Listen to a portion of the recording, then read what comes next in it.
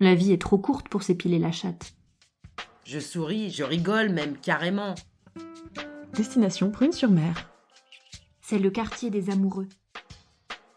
Avec lui, je me racontais des histoires de plaisir. Revêtue de soie, mystérieuse et précieuse.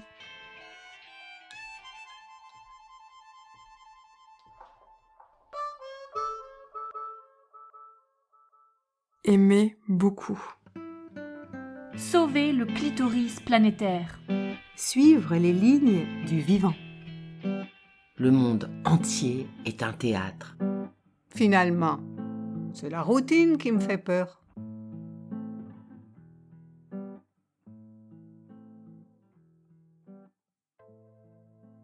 « 99 ambitieuses, une exploration littéraire et féministe de l'ambition des femmes.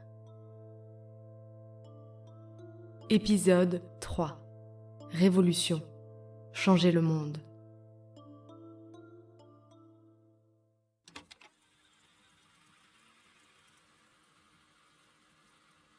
Dans la culture collective, véhiculée par les médias, il est une ambition féminine qui est bien acceptée, celle de l'épanouissement personnel. Une femme qui réussit est une femme heureuse, une femme épanouie. Et l'essor prodigieux du business du développement personnel au féminin témoigne du succès de ce discours. Réveillez la badass qui sommeille en vous et transformez votre vie. Découvrir les énergies créatrices du cycle féminin et s'épanouir. Guérir son féminin, les 39 clés de transformation. Mais derrière son aspect lisse, bienveillant et positif, ce discours a quelque chose de pernicieux. Parce qu'il renvoie une fois de plus les femmes au domaine de l'intime et du bien-être privé. Il est évidemment important que les femmes prennent soin de leur santé mentale et physique, mais inviter les femmes à s'occuper d'elles-mêmes, à faire du yoga, à manger du quinoa, c'est aussi une manière de les sortir du domaine de l'action, et donc du champ politique. C'est leur rappeler qu'elles doivent rester douces, accommodantes et obéissantes. Ainsi donc, la douceur et l'esprit de conciliation sont érigés en qualité féminine idéale, ce qui les invite à ne pas faire de vagues, à ne pas hausser le ton, à contenir leurs émotions. Et cela nourrit chez elles une certaine réticence vis-à-vis de leur propre colère. D'autant plus que pour une femme, se mettre en colère en public est souvent stigmatisé. Qu'une femme s'emporte sur un plateau télé par exemple, et on la renverra à son émotivité, à son hystérie, voire même à son cycle menstruel. Ce sont vos chiffres. Non mais calmez-vous madame, ça va bien se passer. Aujourd'hui il y a une baisse de 30%, ça va bien se passer. Non mais il y a Gérald 30% Darmanin, de attendez, baisse. pause. Oh, je vous demande pardon. Comment Ça vous va me bien parlez se passer madame, vous allez voir. Ces remarques ne sont pas anecdotiques, elles sont même fréquentes, autant dans les sphères de pouvoir médiatisées que dans les cercles plus privés, lors d'un dîner de famille ou un débat entre amis par exemple. Elles témoignent de la volonté de réduire la colère des femmes au silence. Et cette entreprise s'ancre dans une longue tradition. L'exemple du mythe de l'hystérie féminine est assez édifiant. On doit ce terme à Hippocrate, père fondateur de la médecine qui vivait en Grèce antique. Hystérie, ça veut dire utérus en grec. Et c'est le terme choisi par Hippocrate pour désigner des comportements étranges qui toucheraient spécifiquement les femmes. Le mythe d'une maladie de l'utérus typiquement féminine va traverser les siècles et généraliser l'idée que les femmes sont asservies à leur système génital et ne peuvent donc pas être prises au sérieux. Même Valérie Pécresse, qui n'est pourtant pas connue pour son féminisme radical, déclarait sur le plateau de LCI en décembre 2021 « Si un homme crie c'est un chef, une femme qui s'emporte c'est une hystérique ». Cette suspicion persistante d'hystérie féminine permet de comprendre la peur que les femmes peuvent aujourd'hui avoir de leur propre colère. Or, la révolte n'est pas un crime, la colère est même saine et nécessaire, et il est essentiel que les femmes se réapproprient ce sentiment qui peut être le moteur de leurs revendications. Car l'ambition des femmes, c'est aussi de lutter pour changer le monde. C'est sur ce terrain de révolte individuelle et d'utopie collective que nous avons poursuivi notre quête littéraire, en nous inspirant de l'œuvre de Lucy Hellman. Lucy Hellman est une romancière contemporaine britannique et américaine, et dans son roman Les Lionnes, elle nous parle d'une femme, mère au foyer, qui vit son quotidien dans sa cuisine, en Ohio. Elle a vaincu la maladie, et dans sa tête, elle rumine son indignation contre la précarité, les folies du monde, ses dangers, les fusillades dans les écoles, l'asservissement des femmes, l'extermination des Amérindiens.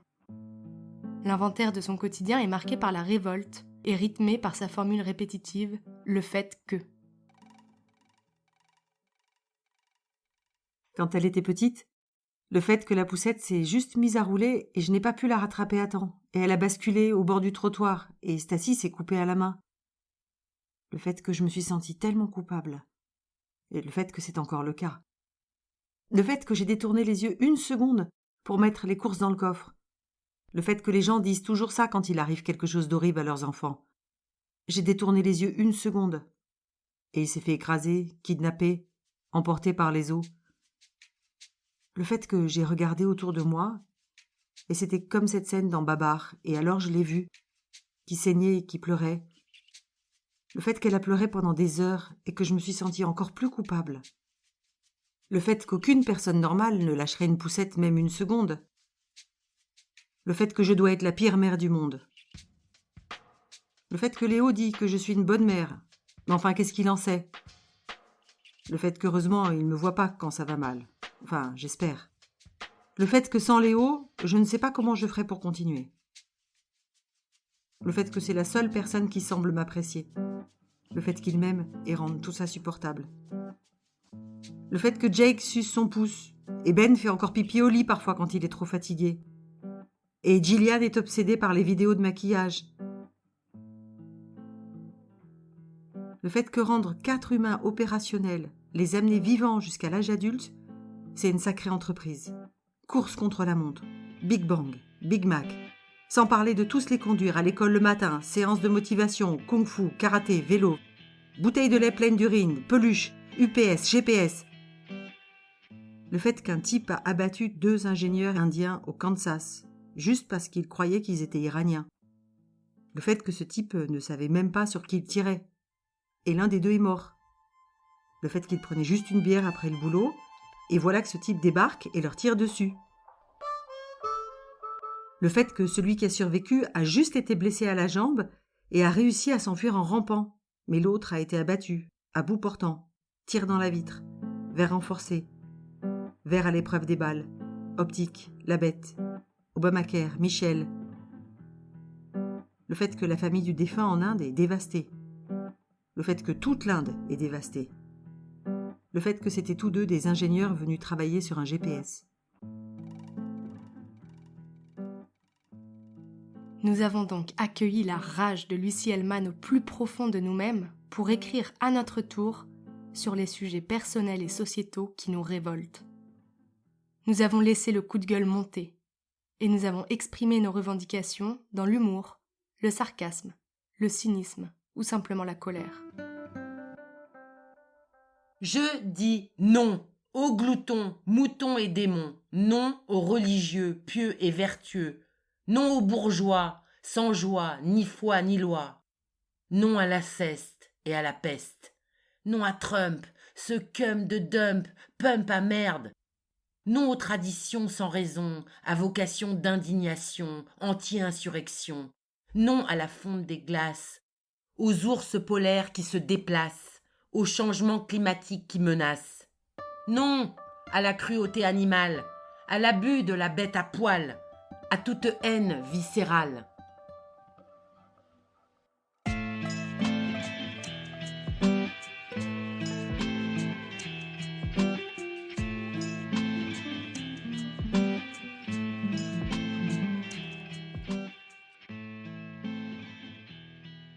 Je dis non aux mots blancs, vides, bavants et bêlants de fausse bienveillance. Les du coup, les belles journées, les pas de soucis. Je dis non au prenez soin de vous. Je dis non au parking, au meeting, au building. Non au contouring, au marketing, au tuning. Non au planning, au budgeting, au controlling, au shaming, au consulting. Je dis non aux indicateurs de performance. Je dis non aux maîtres des chiens qui crottent le quartier du Piole, aux maîtres étalons. au maître de distance. Je dis non à la kardashianisation du monde, à la cyrillanounisation de la pensée, à l'instagramisation de l'esthétique, à la facebookisation de la conversation, à la bisounourification de la morale, à la youpornisation du sexe. Je dis non à la privatisation de chemins de traverse, à la marchandisation du cool. Je dis non aux ayants droit, aux ayants tout. Je dis non à l'avoir comme mesure de l'être. Je dis non à l'espoir idiot devant les catastrophes. Je dis non à la fabrique de l'impuissance.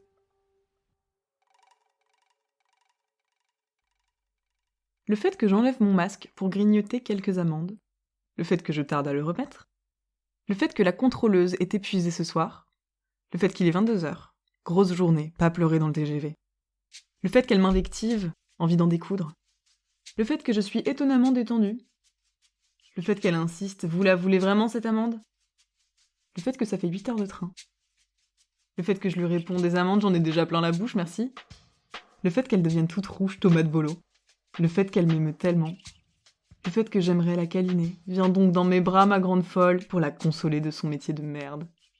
Le fait qu'elle répète et bafouille, vous la broutez crément cette limande, le fait que j'éclate de rire, le fait qu'elle m'excite à son tour, le fait que, quoi que je dise rieuse, elle sera furieuse, le fait que la destination est connue, le fait qu'elle a besoin d'accéder à sa jouissance par l'amende, le fait que l'éros contrôleur est sans surprise, le fait que tu vas te la prendre cette amende. Destination Prune-sur-Mer. Le fait qu'elle jouit de surveiller et punir. Le fait que je lui demande sociologiquement est-ce que ça vous fait jouir. Le fait qu'elle prenne les passagers à témoin en vitupérant outrage à agent. Le fait que j'ai follement envie de ça maintenant. Le fait qu'elle me cherche ou quoi. Le fait qu'elle m'injonctionne suivez-moi. Le fait que je m'exécute par un oui madame comme un troufion à son commandant. Le fait qu'aucun passager ne moufte ni ne prend parti, et l'orge de la fuite facile derrière les écrans. Le fait que je pense que ça ferait une bonne anecdote à raconter un de ces jours, si on a encore le droit de rire derrière nos masques un de ces jours. Le fait que la surenchère de l'arbitraire nous pointe au nez. Le fait que la société du contrôle produit des êtres incontrôlables. Le fait que nous voyageons en TGV, très grande vulnérabilité.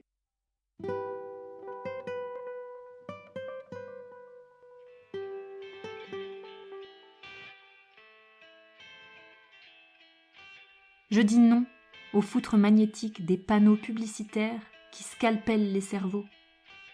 Je dis non à la police. La vie est trop courte pour s'épiler la chatte.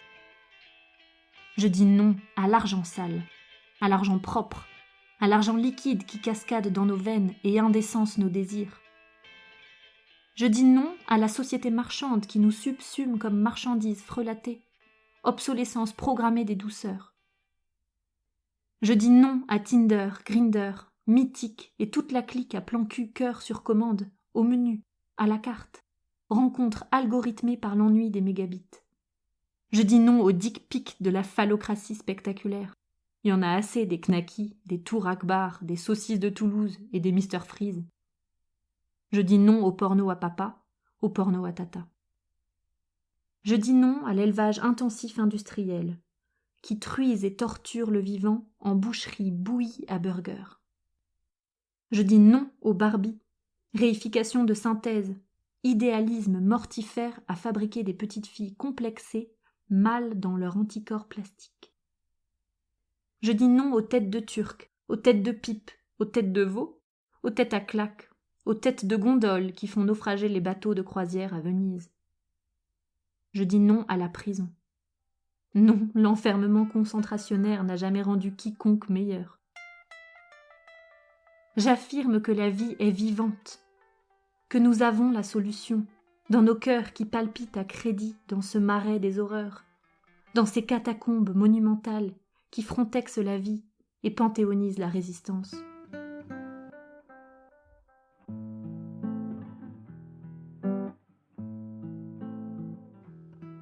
Dans ces quelques textes, la colère est un exutoire fructueux. Le style de l'harangue est jubilatoire, Les assonances et allitérations martèlent les oreilles, le ton est parfois familier, le rythme saccadé. Mais cette colère est surtout constructive car elle politise le discours et montre que les femmes ont leur mot à dire sur le monde qui les entoure et qui les opprime. Les révoltes exprimées dans ces quelques textes sont plurielles, mais elles ont un moteur commun, la défense du vivant. Et le consensus spontané autour de cette thématique par des femmes au profil si différent est loin d'être anodin. Consumérisme, changement climatique, souffrance animale ou diktat de la beauté, l'indignation des femmes se cristallise sur l'entreprise mortifère du système patriarcal qui instrumentalise, monétise et, in fine, détruit la nature et le corps des femmes.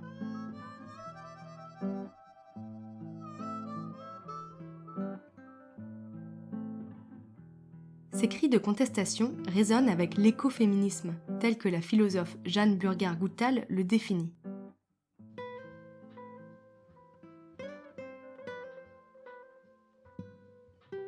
L'idée centrale de l'écoféminisme est que l'oppression des femmes et la destruction de la nature seraient deux facettes indissociables d'un modèle de civilisation qu'il nous faut dépasser.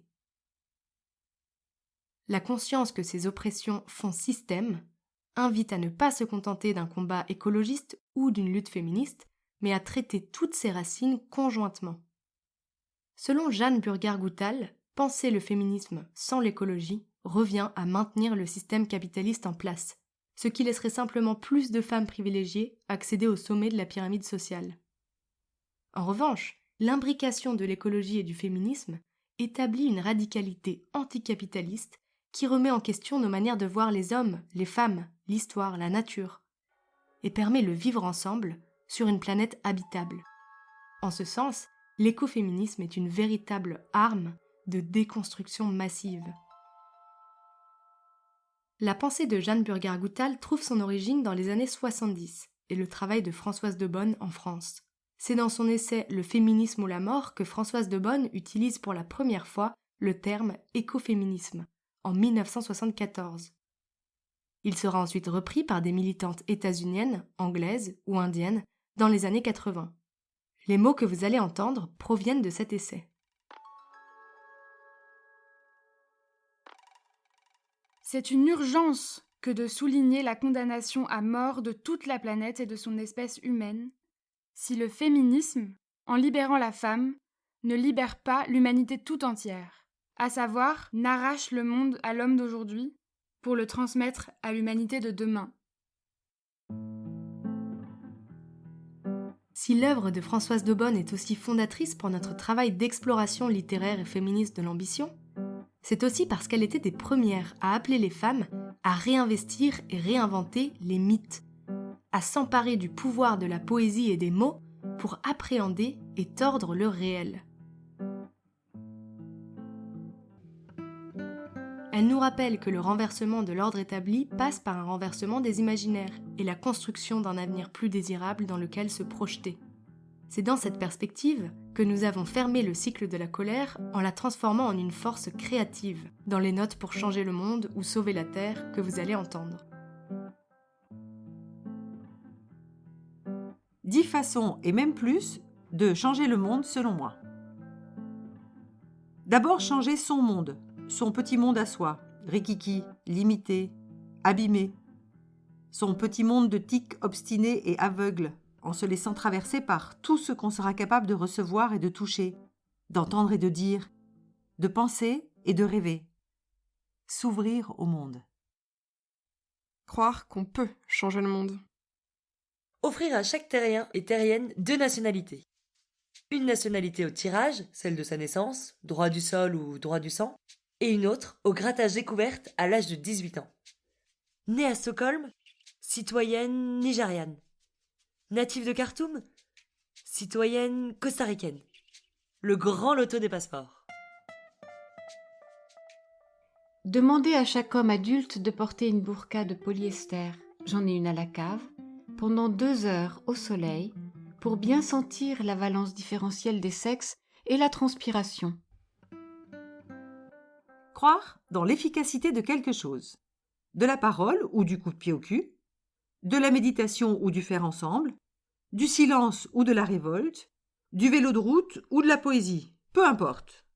Même si ce viatique est illusoire. Croire que quelque chose de bon peut en sortir. Oser cueillir des idées en touffe. On verra bien si on en fait des bouquets. Ne pas s'y croire. Ne pas se définir par cette croyance. Ne pas la fétichiser. Ne pas avoir des idées sur tout, mais être une idée. Être pacifique et de bonne humeur le plus souvent possible. Bon sang, rien qu'avec ça, la Terre serait un paradis.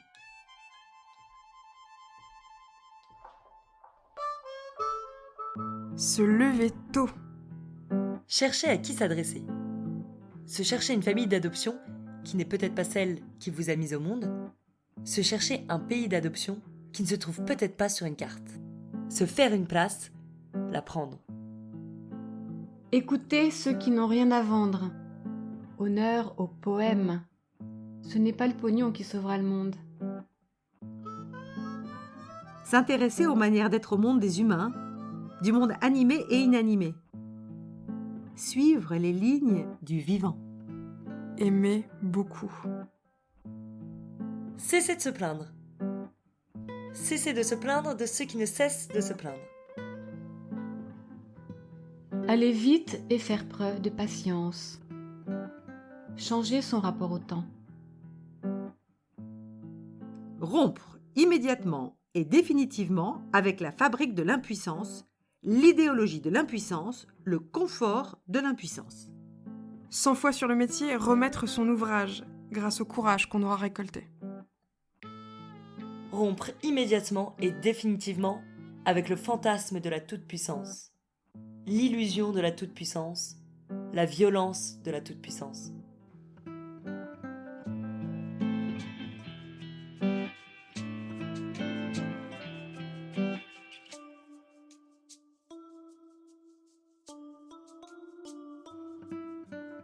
« 10 façons de sauver la Terre. Façon Monique Wittig. Devenir des guerrières du langage par Opoponax. Façon Valérie Solanas. Devenir de vraies salopes pour tailler les hommes en pièces. Façon John Gray. Renvoyer tous les hommes sur Mars et les femmes sur Vénus. Façon Conchita Wurst. Transformer tous les hommes en femmes à barbe. Façon Éric Zemmour. Remasculiniser les hommes et surféminiser les femmes. Façon Emmanuel Macron. Épouser ses profs de collège et faire chuter la pression démographique sur les écosystèmes. Façon Paul Preciado. Sauver le clitoris planétaire. Façon Cyril Hanouna. Inviter les frères Bogdanov et les sœurs Wachowski à débattre. Terraformer la Terre, matricier la Matrix. Pilule bleue ou pilule rouge ?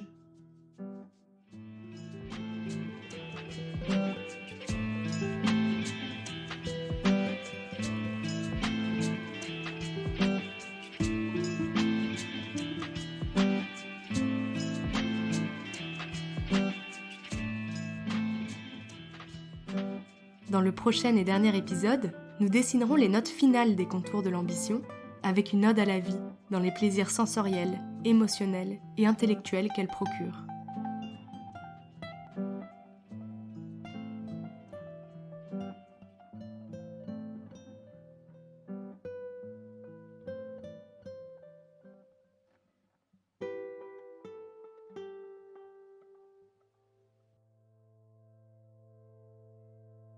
« 99 Ambitieuses » est un podcast produit par The 99 Project, coécrit par Geneviève Flaven et Apolline Tarbé, et réalisé et raconté par Apolline Tarbé. La bande originale est de Vincent Bully. Les textes, écrits par Annabelle, Marie, Fanny, Éline, Geneviève, Hélène, Florence, Hélène, Manuela, Claire, Christine, Sophie et Valentine, ont été interprétés par Capucine, Françoise, Coralie, Geneviève, Jeanne, Domitille, Patricia, Violaine, Colline et Juliette. Merci à chacune d'entre elles. Retrouvez les références citées dans le podcast sur la page web de la série. Merci pour votre écoute.